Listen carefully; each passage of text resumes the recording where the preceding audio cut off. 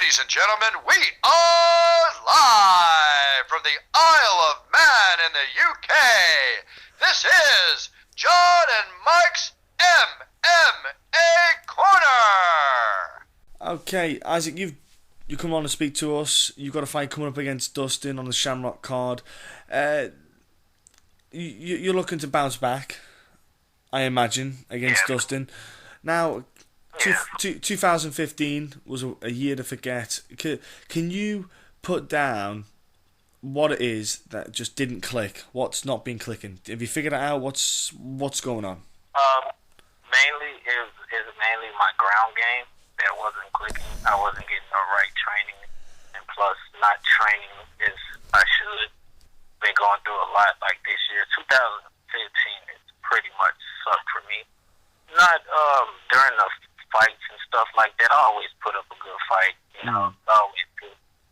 But I lost my mom's brother, and it had something to do with it, you know, and I just wasn't focused as I should be, you know. And like the end of this year, you know, I feel like I finally got my head on straight. I'm finally moving forward and stuff in my career and things like that. And Shamrock's a pretty good break for me, a nice opportunity. I always wanted to fight for you guys. I watch a lot of fighting. I watch a lot of Shamrock too. So it was like this year has mainly been tough on me. So I'm looking for that bounce back this next year. So with obviously what happened, do you feel that fighting then, you were fighting for the fact that you saw it possibly as a distraction? It was just a way to get away from everything, but at the same time, it really was. Yeah. But the mindset wasn't in the fighting. Obviously, the mindset wasn't in training. So it was kind of basically a battle of two demons. You know, you fought to get away from something, but the problem was when you were fighting, you were thinking something else. You know, your mind was never at the place you were at. Exactly. I'm so glad you said that, because that's the same way. How it's been, and that's how I actually felt. Like it's like something like a battle in me, and I haven't been doing like I should. But when the fight come along, it's like I'm fighting myself and not the other person. And so then, did you then just, you know, obviously, it's finally just sit down and go, I need to just accept what's going on, or deal with this, and just get my, you know, just mentally get myself strong again, and just maybe, you know, just take a little R&R, little break, you know, from the world, so to speak, and get myself back to who I am, you know, get myself back to the 2014 me, let's say. Yeah, 2014 me was ruthless. And, back in my amateur years, I really didn't care. It was a fight. It was a life or death situation. That's how I took the fight. But I was wild. I was pretty much a brawler, you know. And during like the training and stuff that I had early on in my fight career, it kind of calmed me down. And then like my last couple of amateur fights went excellent. My first two professional fights went excellent, and then I just like mentally just like lost everything. And the mental side. I lost a lot in 2014 and 15, so I'm just trying to regain everything back, regain my strength. Look, Isaac, you know, the mental side of the sport, my friend, is a huge part. It's probably one of the strongest weapons. It's a big deal. And people don't talk about it enough, my friend. They really don't. We've actually had a mind consultant on, a mind strength consultant on, you know, the podcast to talk about it, you know, and we had him on for like 50 minutes. And if I'm honest, I could have had him on for 5 hours. Do you know, there's so much to it that people just don't get, you know. It could, like you say... People don't understand, like, you can go in there and you can fight, but if your mind is not in that fight and you're not focused, then in a split second, you know, it only takes a split second for everything to turn around, you know. Yeah. And if you don't have that focus, you know, and it takes away from your game. It does. You know, it's been times where I've been into a fight and I'm sitting there like knowing I'm not focused, but I do my best, and I know why I lose, and I know why that fight didn't go my way, because I wasn't focused enough. Yeah, exactly. And you're looking to turn this around. Now, how did you do you feel that you're still building your mentality back up to where you were, that mental strength that you had? Are you still? Is just a progressive thing that you're doing? Are you approaching it on your own? Are you addressing anything on your own? Yeah, I'm taking that on my own now. Like throughout this training that I've had, I've really been working on my ground game, and it's calmed me down to look for things that I wouldn't look for in a fight. Mm-hmm. And I've completely changed everything up. But like my stand-up game, I don't think it's ever been anybody who can really stand up with me. I've never been in a fight where anybody could stand up with me. People, they look at my videos and stuff, and like my amateur career, I stood up the whole career. I didn't even train. I didn't train BJJ or anything. The only thing that I trained for like 2 years of fighting was boxing and Muay Thai, because I felt like myself. I felt like I didn't need it. I went into the fight, and I was like, the fight is going to start off standing up. So that's what I need to do, you know. And they got me only so far. And then I got into these guys, these wrestlers, you know, and they just took me to the ground. Most of them like rear naked choke, and I don't know. It's crazy. But if you look through most of them, I'm a wiry guy on the ground. Even though I didn't know what I was doing, it's hard to submit me. I am a very hard guy to submit. I don't know how many submissions I've got out of in one match. In one round, I probably got out of 10 submissions.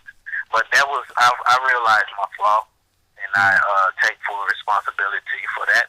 So I'm just trying to basically, more than anything, work on my ground game and work on my mental strength.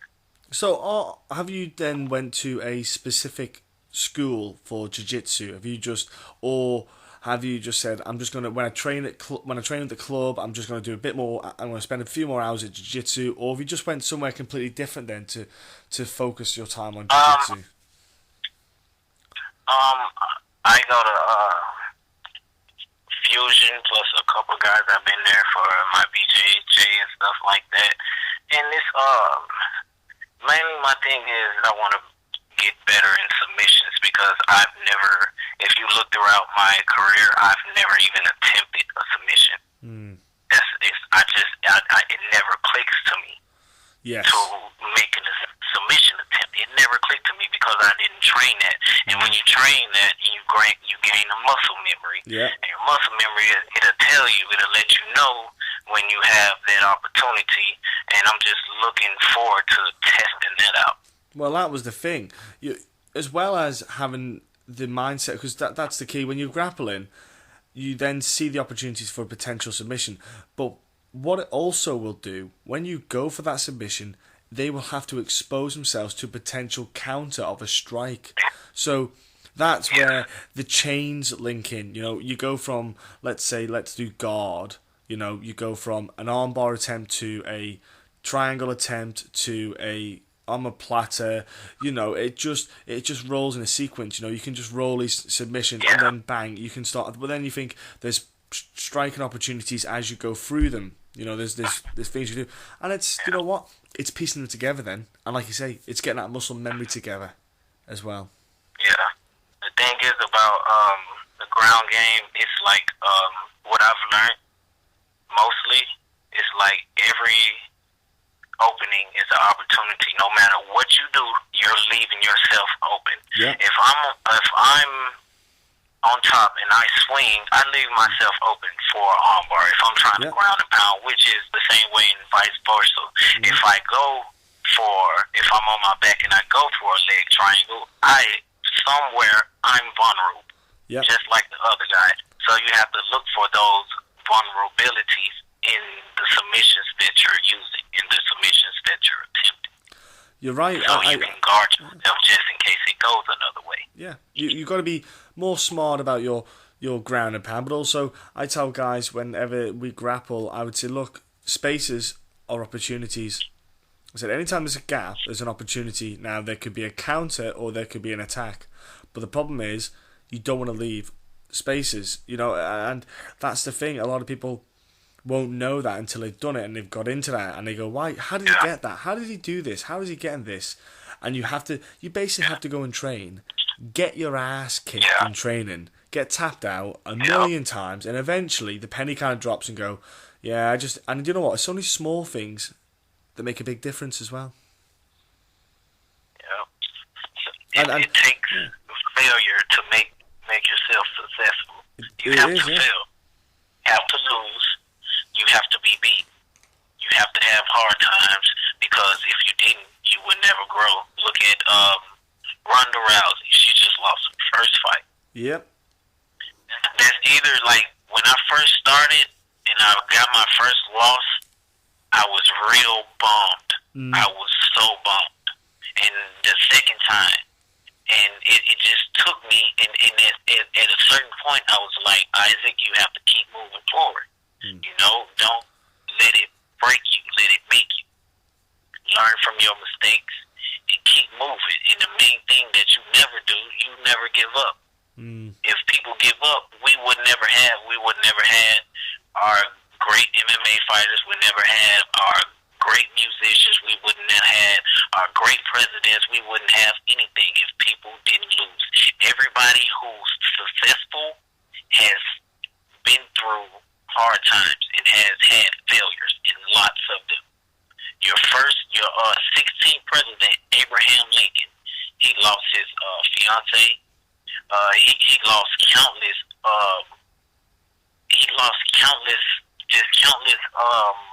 government positions. I read up on it, and he became your 16th president just the same way as Michael Jordan. I looked up, Michael Jordan got cut from his basketball team, and he went home crying. Couldn't take it. He went on to becoming the greatest basketball player to ever live. He did all right for himself. Yeah, he did okay. He did okay for himself. Yeah, things like that. Like, I seen that today, and that like really made me look at myself and how motivated I am and how much I push forward. And that's one thing about me. I don't change. I don't care if we fight and I lose. I'm just gonna take it as a loss, and I'm gonna keep bettering myself. I learn from it. It makes me strong. Well, so this game can either make you or break you, just like everything in life can. You either give up, you only lose when you give up. Well, the thing is, you've shown that you've accepted, kind of, for example, the holes in your game. You said it. Look, I didn't bother my ass to bother training on the ground. What happened? I lost on the ground. Well, guess what? I had to go and learn how to stop that from happening, and that's what's happening. And do you know what? Even if, let's say, you're learning the ground game, you say last time, guy did 10 submission attempts. Do you know what? Next time, it might take someone 15 submission attempts. But the thing is, that sounds like a loss, but that's actually an improvement. There's small little things that make a huge difference, and you've got to, but the great thing is we're going to see you now against Dustin, and I feel he's going to actually get a surprise himself. He's going to get a surprise in the sense that he's going to see a evolved Isaac from the last Isaac that competed. It's going to be a lot of difference. I've made a lot of changes, especially like I say with my ground game. Made a lot of changes. Worked it a lot. And so if it happens to go to the ground, I'm pretty sure I'm okay, but I'm still ready to test that at this pro level. I'm looking forward to the card anyway, and your story kind of gives that depth and that interest into the matchup more, and I'm looking forward to seeing how you perform. It's going to be very interesting, and Shamrock FC always put on good cards anyway. They like to put on good fights, good matchups. Isaac, if people want to follow you, talk to you, maybe reach out to you, connect with you in some way, how can people do that, man? Is there a Twitter, Facebook? What have you got? I have a Facebook, I have Twitter, I have Instagram. You can find me if you type in Issac Badger on any of those sites. I should come up. I spell it ISSAC Badger, Badger, or you can type in Indigo Badger. That's INDGO Badger, Badger. There's an underscore between those, but that is my name on Twitter and Instagram. I will get that information on our Facebook page anyway, ladies and gentlemen. But Isaac, what about have you got, do you want to give shout out to your coaches and training partners and stuff like that as well? Yeah, I want to give a shout out to everybody who's been through it with me. It's been a couple years, some hard years, some losses in fights and in life, mainly in life. And I want to thank all my coaches for sticking by me. I want to give a big shout out to Ronnie Lewis. He really brought me up into this. He's the one who first started training me. I want to give a shout out to his trainer, which trained me as well, it's Ike Stafford. I want to give a shout out to Eric Stevens here in Springfield out at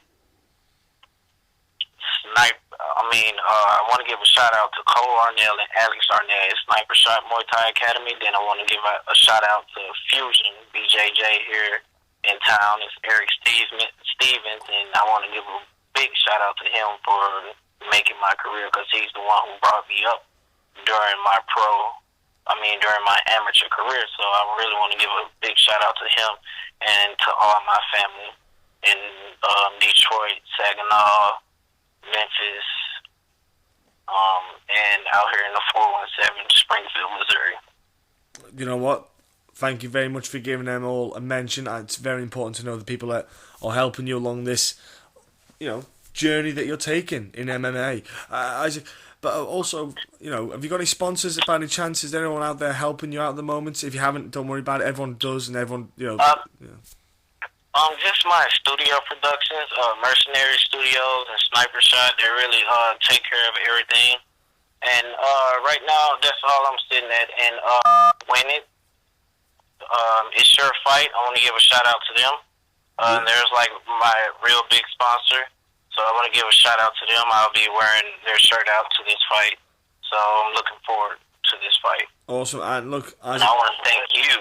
I want to thank you for having this interview and spending time talking to me. No, Isaac, it's been an absolute pleasure. It's been an absolute pleasure talking and conversing with you. I've really enjoyed it. And do you know what, Isaac? I want you to have a great weekend. At Shamrock FC. I want you to have, just enjoy the whole experience. Of course, every time it's another great memory for life. And enjoy your time there. Have a great fight with Dustin. I spoke to Dustin. I said the same thing to Dustin. I said, have a great fight. Have a great time. Have a great night. You know what I mean? So same for you. That's the thing about it. Just enjoy it, man. Have a good. Just literally at the end of the day, you're gonna walk out smiling, and it's gonna be a fantastic time. And like I say, have a great time. Thank you very much for coming on and speak with us. You too as well. Happy